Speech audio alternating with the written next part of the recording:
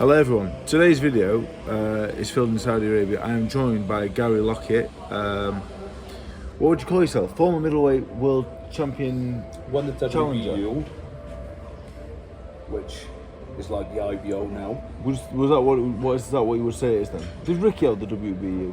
Myself, Ricky, Enzo McAnally, Yeah. lots of us. So it's like I suppose the IBO is now. Beat some good people. Had a good fight with Ryan Rhodes. Was you the defending champion then? WBU championship, yeah. And then obviously I went on then after that to fight the mighty Kelly Pavlik for the WBO, WBC and Ring Magazine belts. So Who did you box to win the WBU?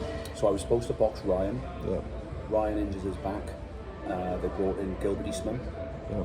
So I beat Gilbert Eastman to win it, and then I defended against Ryan in the first defence.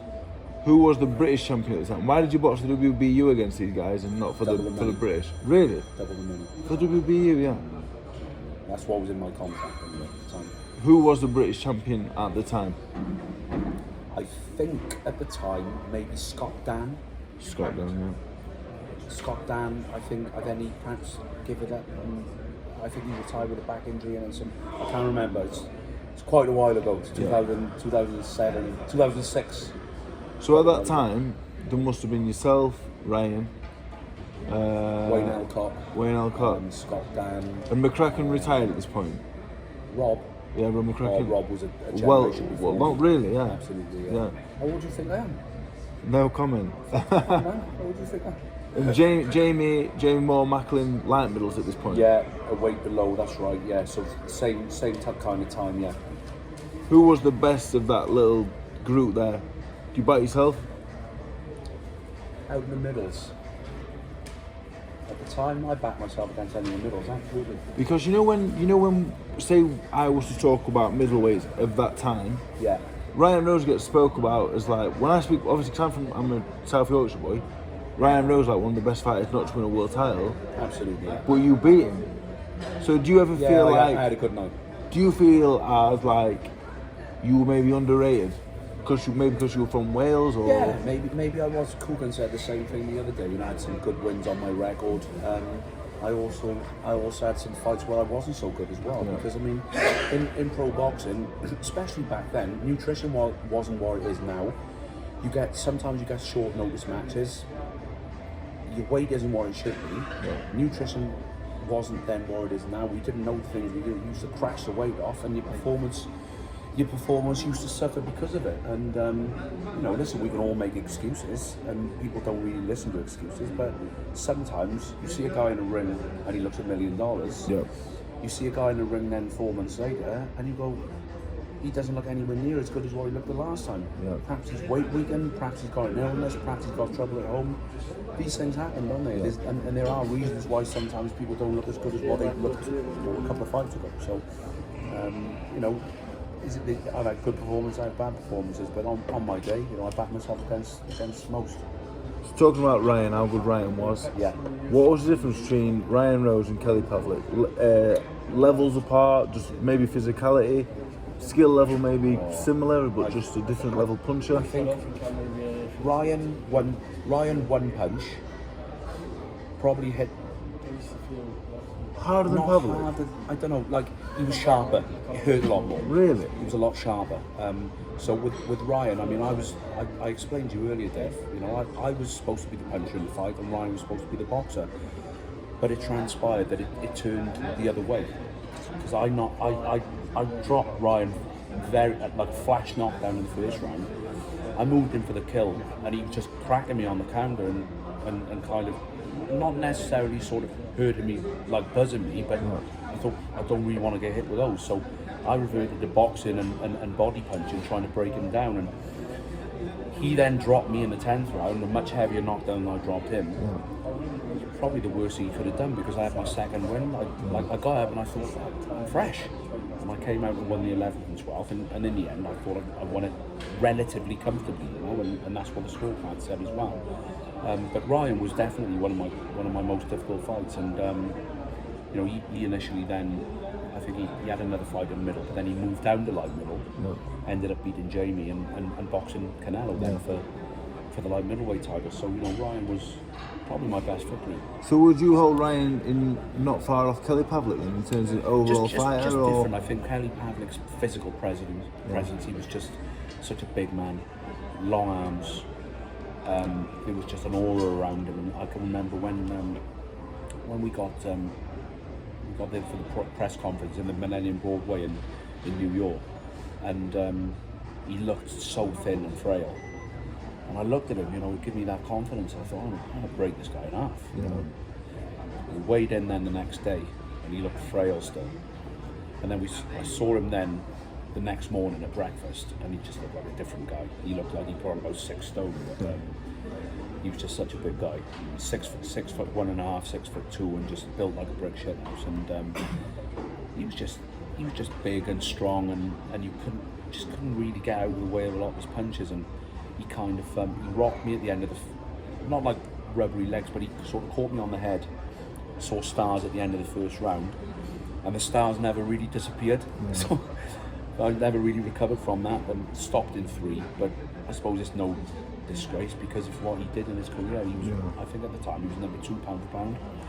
So it just so happens that when I got my world title shot, it was against Kelly Pavlik. But you know, some people have easier matches, don't they? When they get themselves in the number 1 contender position, they have easier matches. But I suppose you've got to go with the cards that you dealt, haven't you?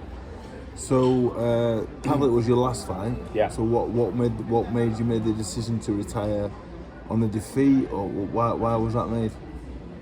I think, you know, I've often said that boxing wasn't my biggest love, and I just had enough, really. You know, and I fell out of love with boxing a few years before, different contract issues and stuff. You know, was just spending spells out of the ring and what have you. So just decided to retire and do something else. So I already had a bit of a property portfolio, so I put my time and efforts into that and a few other things. And then I got approached by a lad from Swansea to help him out with some training. So I started doing that then. That was about maybe 8, 9 months after I retired. And then I just found then that different people were approaching me. And I kind of loved the training and looking after fighters a little bit better than what I did the fighting myself. So over the years, I came down to spar Enzo Macronelli. Liam Williams was there. There was a kid that everyone raved about, Alex Hughes, maybe. That's right, yeah. So you've been really busy managing Jay Harris now.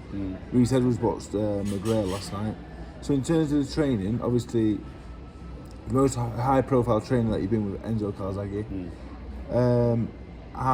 What training methods do you use? Are you fitness first? Are you how do you go about it? It's got to be a bit of everything, isn't it? Surely, you know, you've got to keep your fighters in trim all the time. So there's got to be aspects of fitness, but teaching as well. You know, they've got to be practicing their skills and technique, sparring and blocking and parrying, working on defence, just working on everything. And you can't really leave going into these big fights. I mean, we had a big fight with Reese last night on 5 days' notice.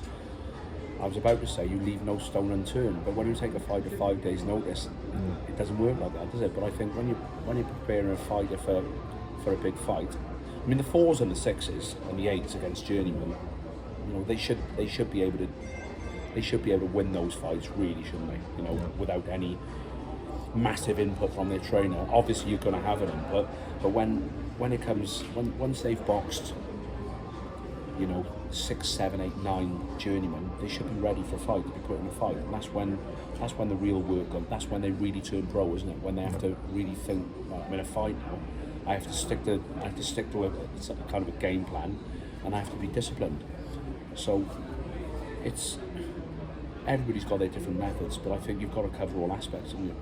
One thing I always ask coaches that was top level pro fighters, do you struggle to work with fighters of a certain level that you would perceive not to be of a decent level? Have you worked with the amateurs? Have you done that and struggled to work with a poor fighter, should we say? Yeah, it's a good question actually, and I don't want to come across as being I suppose the word is elitist. I wouldn't ever look down on anybody, of course I wouldn't. But the way that I put it is this: if we've got 6 or 7 pros in the gym, and we do like round robin technical spars, some of the people that would approach you, you would say you'd never be able to work up to the level of these guys, because you've got people like, don't get me wrong, Reece is only small, so you put the small ones together and you put the bigger ones together.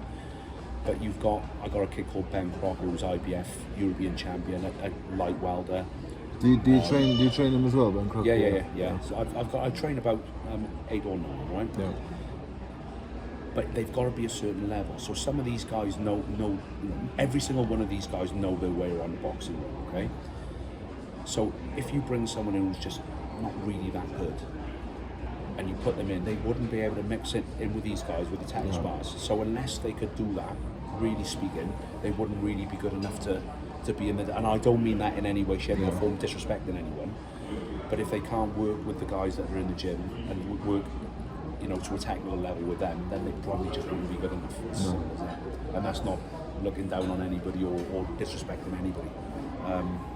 It's tough. I don't really work with amateurs. It's specifically pros I work with, so